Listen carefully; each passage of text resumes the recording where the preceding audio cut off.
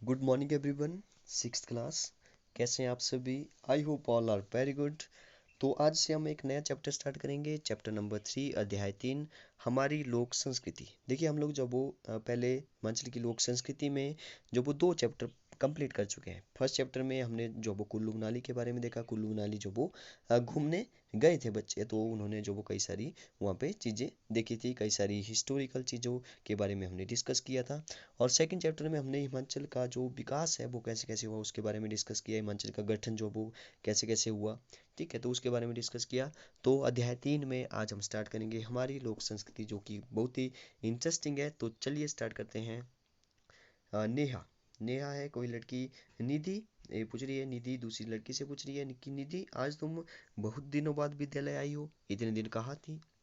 तो निधि बोल रही है कि तुम भूल गई हो कि मैं गुरुजी के साथ राज्य स्तरीय बाल मेले में शिक्षण अधिगम सामग्री की प्रतियोगिता में भाग लेने नाहन गई थी। ठीक है, तो निधि कहाँ पे गई थी? निधि गई थी राज्य स्तरीय बाल मेले में शिक्षण अधिगम सामग्री की प्रतियोगिता में भाग लेने। कहाँ गई थी?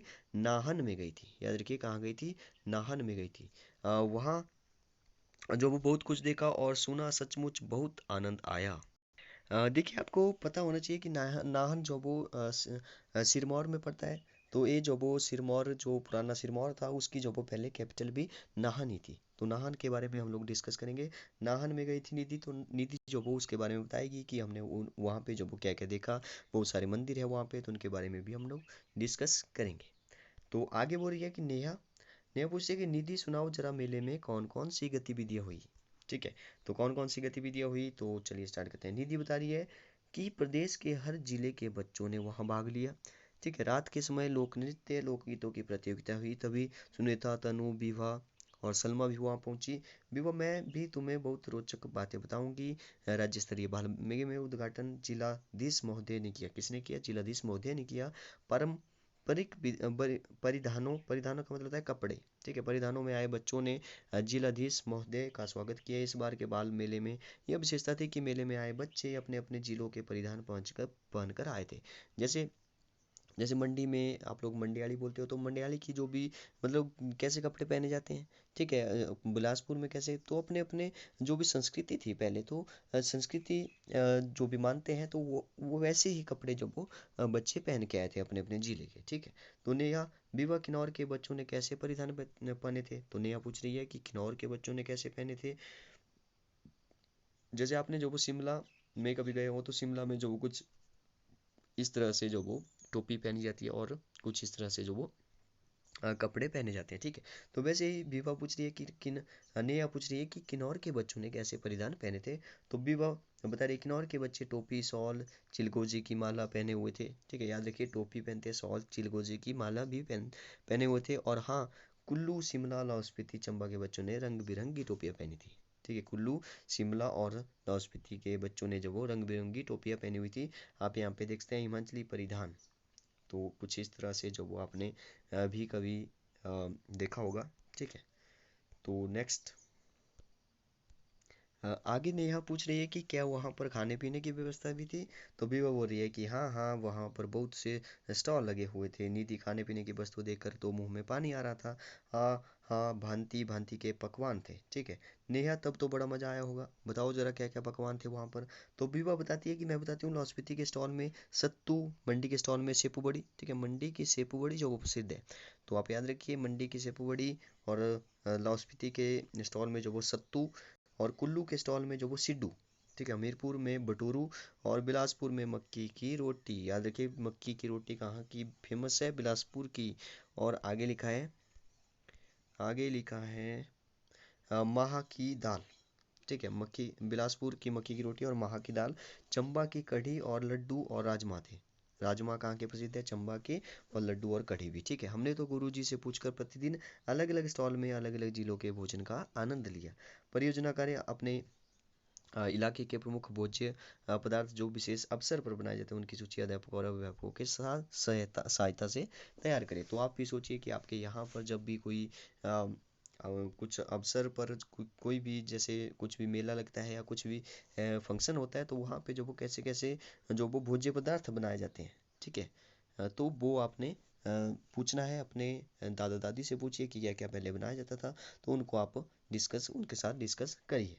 नेक्स्ट लिखा है विवाह। हाँ, रात के कार्यक्रम बहुत ही मनोरंजक थे। मैंने तो विभिन्न जिलों के लोक नृत्यों का बहुत ही आनंद लिया। कुल्लू शिमला सिरमौर किन्नौर और लाहौल स्पीति की नाटिया, मंडी की लुगड़ी, कांगड़ा का जमाकड़ा और चंबा का डंडा रस। ये जो डंडा रस है आप अच्छा, इसको जो आप अगली क्लासेस में भी डिस्कस करेंगे।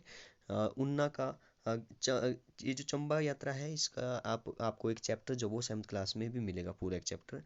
उन्ना का गिद्दा और भंगड़ा बहुत ही बड़े ही आकर्षक थे। सभी लोक नृत्य अपनी अपनी स्थानीय वेशभूषा में प्रस्तुत किए गए थे। तो आप यहाँ पे जो वो पिक्चर में देख सकते हैं, देखिए कितने अच्छे लग रहे हैं। हिमाचल की संस्कृति है, हिमाचल की वेशभूषा है। ओके, नेहा बोल रही है कि क्या वहाँ नाटकों का मंचन भी हुआ। तो आगे विभा बोल रही है कि हाँ हाँ, तुम्हें पता होगा गुरुजी ने हिमाचली संस्कृति से जुड़े नाटक ही इस बार मेले में ले जाने की बात कही थी। तो वहाँ कुंजू चंचलो, सुन्नी भुकू, सुही रानी का त्याग कथा, रुक्मण त्याग तथा आदि विषयों पर आधारित नाटकों का मंचन हुआ। सभी खुश थे। मेले में लोगों ने अपनी हिमाचली संस्कृति को बच्चों के माध्यम से जाना। ऐसा लग रहा था कि पूरी हिमाचली संस्कृति का मंचन एक मंच पर हो रहा हो। ठीक है। हाँ, तो आप यहाँ पे आप देख सकते हैं छोटे छोटे बच्चे जो वो अपने अपने लोकगीत गा रहे हैं, अपने अपने जिले के जो वो प्रस्तुति दे रहे हैं। आगे लिखा है नेहा, मेले में खाने के स्टॉलों के अलावा किस किस प्रकार के स्टॉल लगे थे। तो विवाह बता रही है कि हाँ हाँ, बहुत से स्टॉल लगे थे। एक और विभिन्न विभागों की प्रदर्शनियां लगी थी। तो दूसरी और विभिन्न विषयों गणित, भाषा, सामाजिक अध्ययन तथा विज्ञान की कला के स्टॉल भी लगे थे। इन स्टॉलों में बच्चों में बहुत भीड़ लगी थी। विज्ञान एवं कला के स्टॉल बहुत रोचक थे। हमने सभी स्टॉलों की गतिविधियों में भाग लिया और इनामी कूपन भी जीते। ठीक है, इनामी कूपन भी जीते। आगे नेहा बोल रही है कि विवाह, तुमने हिमाचल की संस्कृति के बारे में क्या क्या सीखा।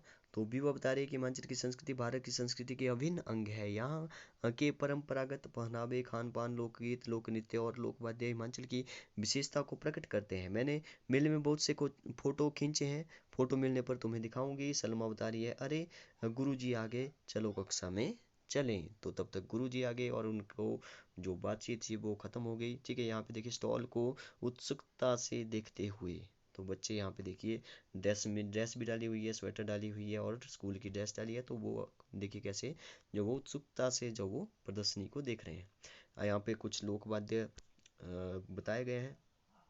ठीक है, आगे यहाँ पे जो वो कुछ परियोजना कार्य लिखे हैं आपके लिए हैं। देखिए क्या लिखा है, वेशभूषा के चित्र एकत्रित करें और डिजाइन के स्थान पर नाम लिखें। फोटोग्राफ और कटिंग एकत्रित करें और मंच के लोक नृत्य, लोकवाद्य चित्र बनाओ और चम्मा का रुमाल, विभिन्न जिलों की शॉल और टोपियों के डिजाइन, रंगोली के चित्र बनाओ। विशेष अवसरों पर बनाए जाने वाले व्यंजकों की सूची तैयार करो। तो इसी के साथ हमारा जो चैप्टर है वो बिल्कुल कंप्लीट हो जाता है। तो आज जो अब आप इस चैप्टर को कम अच्छे से जो वो रीड करिए, फिर जो वो कल हम इसके अभ्यास के प्रश्न करेंगे। Okay, thank you and have a nice day.